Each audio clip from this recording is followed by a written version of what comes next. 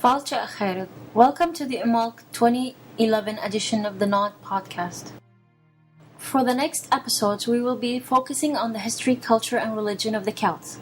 I will start with an overview of the history of the Celts and then focus mainly on the Irish Celts. In order for me to do that, though, I need to first define what I mean by Celtic or Celts. All through history, there were different visions of the Celts, who they are, and what is considered to be Celtic. Just like the Indo-Europeans, there is nothing that is black and white about the subject. I want to start with the Greco-Roman vision. The Celts came onto the historical scene via a reference from the Greeks in 500 BCE. There were two schools of thought on them. The first thinks of them as barbarians who were savages, prone to boasting, feasting, drinking to excess, and the second sees them as the noble savage, with a class of philosophers and thinkers.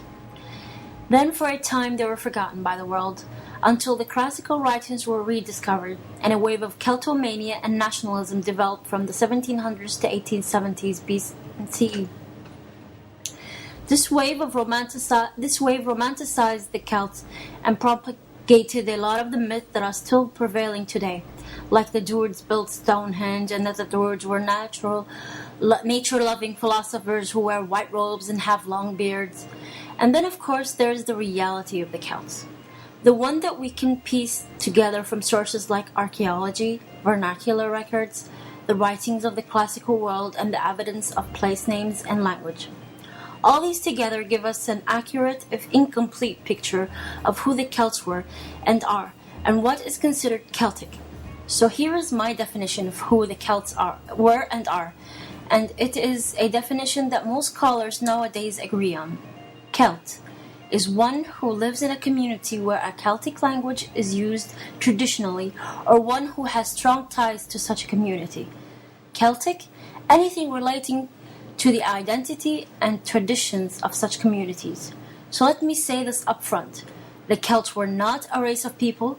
They were diverse and of different tribes, and because of this, their history is also diverse and spread over all of Europe and not easy to call decisively. For now, I will let you mull over this because even though the definitions are simple, they are very important.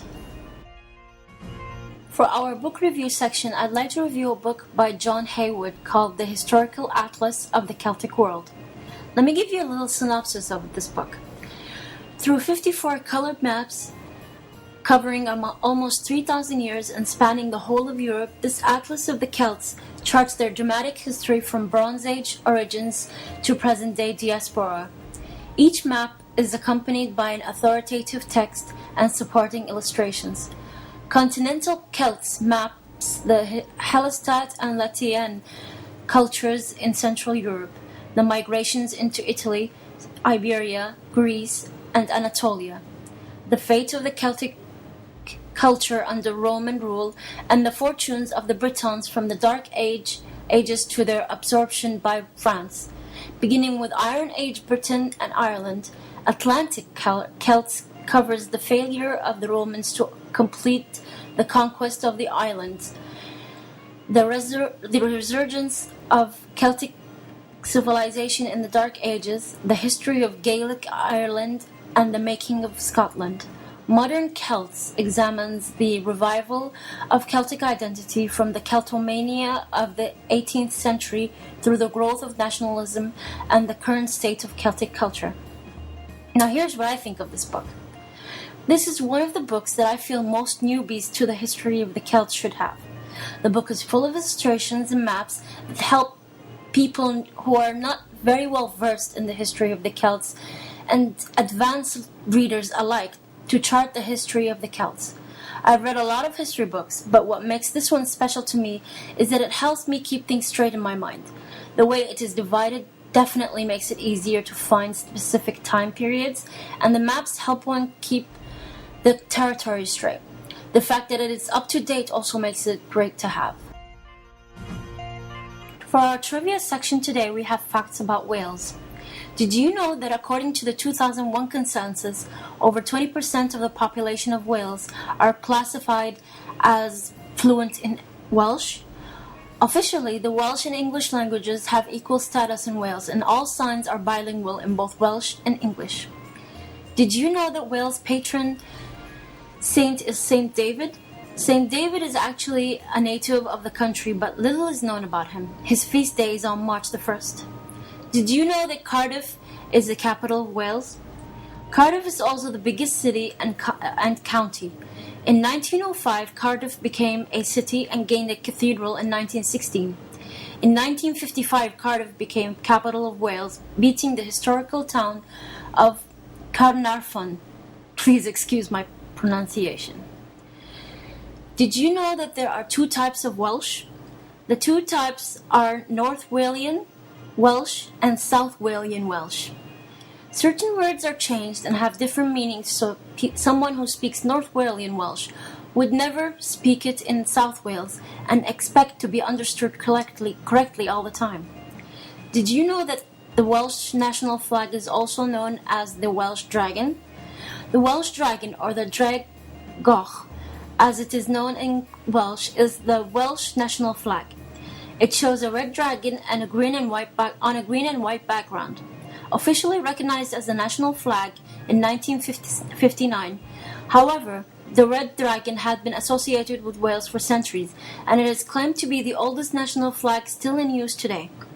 The leek and the daffodil are also Welsh emblems, and on St. David's Day, you will often see the Welsh wearing them on their collars. And now the Bardic Corner. Our first poem comes from the Celtic Book of Seasonal Meditations and is entitled Silver Birch, the Lady Tree. Before I read the poem, let me first tell you what the book says about it. Silver Birch, the Lady Tree, called Be or Ba, which means shining one. The birch is light and airy, a very feminine tree.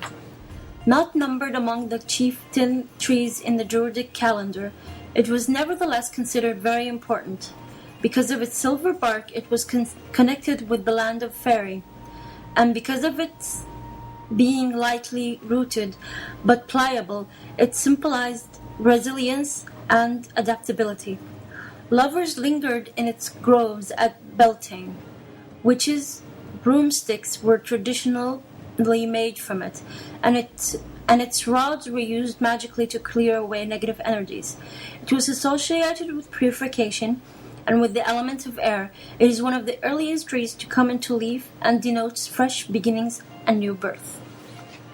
The poem says, Lady of the woods, Beth, shining one, your silver-coated branches catch the moon, your pliant dancing body plays the sun. Light-hearted lovers linger in your groves, while through your flickering leaves your shining fairy form inspires and purifies. You speak of new beginnings, birth and cleansing. On your boughs the hovering spirits fly, and with your branches sweep the star-spread sky. Our second poem is actually a blessing from To Bless the Space Between Us, a book of blessings by John O'Donohue called A New Beginning.